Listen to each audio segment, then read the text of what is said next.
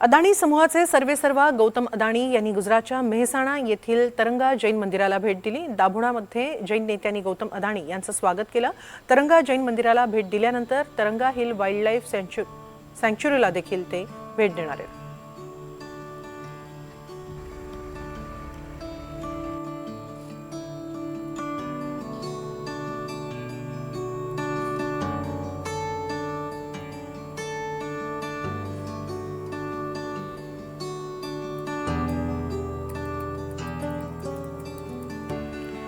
दाभोळा येथील जैन नेत्यांनी अदानी समूहाचे सर्वेसर्वा गौतम अदानी यांचं स्वागत केलं।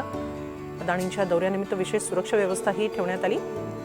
गौतम अदानी यावेळी तरंगा जैन मंदिराला भेट दिली, तिथं त्यांनी आरतीही केली।